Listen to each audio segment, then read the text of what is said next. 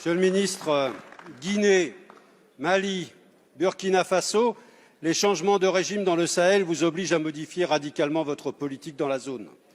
Au Mali et au Burkina Faso, les coups d'État militaires semblent moins contestés que la présence française. Certains pensent même que la prise de pouvoir par les militaires est un gage de retour à la souveraineté. Entendez-le. Les sanctions de la CEDEAO contre le Mali ont été vécues comme ayant été pilotées par la France. Or, elles vont appauvrir les Maliens et les peuples aux alentours. Ça aussi, vous devez l'entendre. Le résultat de votre obstination, c'est que notre ambassadeur a été expulsé du Mali. Les peuples du Sahel veulent se libérer d'un lien de subordination avec la France. Est-il monétaire? Est-il économique ou militaire?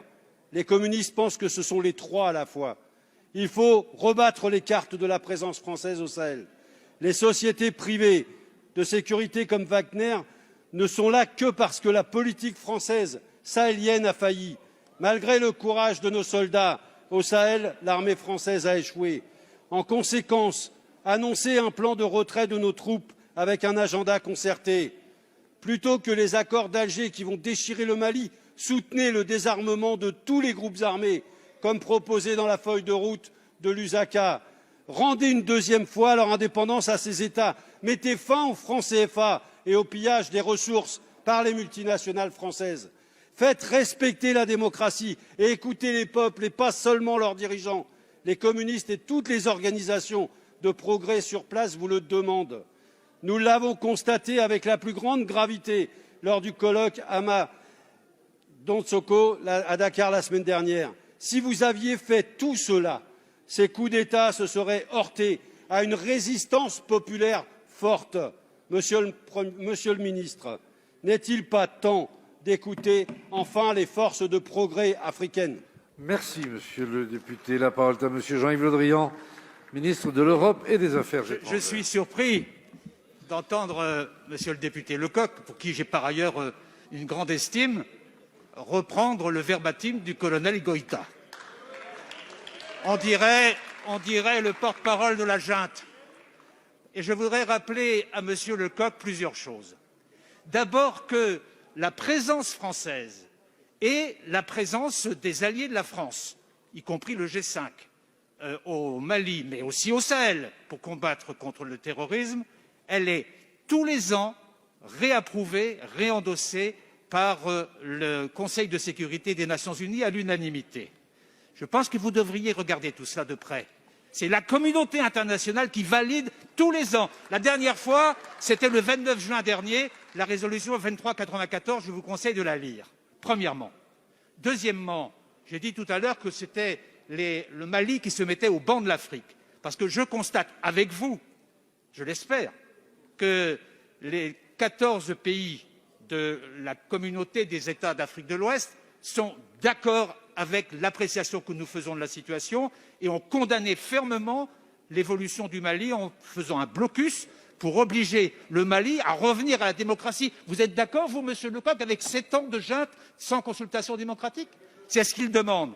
Et enfin, j'observe aussi que l'Union africaine, dans son ensemble, a validé les choix des pays de la communauté des États d'Afrique de l'Ouest. Bref, le Mali, c'est une question propre au Mali, et je dirais que l'isolement du Mali est tel aujourd'hui qu'il n'a que seul partenaire, les mercenaires de Wagner. C'est tout ce qu'il trouve. Le seul partenaire aujourd'hui du Mali, c'est Wagner. Tous les autres veulent que le Mali retrouve la démocratie et le combat contre le terrorisme. Le deuxième point de l'ordre du jour de ce Conseil portait essentiellement sur des mesures politiques.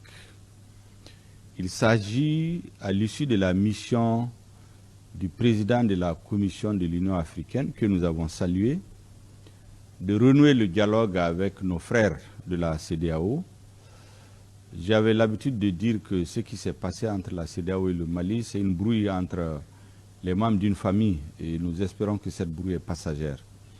Nous avons donc mis en place nos deux équipes de négociation, l'équipe politique et l'équipe technique, toutes les deux conduites par des ministres du gouvernement, qui vont être élargies à nos frères algériens, mauritaniens, sierra-léonais, nigériens, l'Union africaine, la CEDEAO, et d'autres organisations sœurs.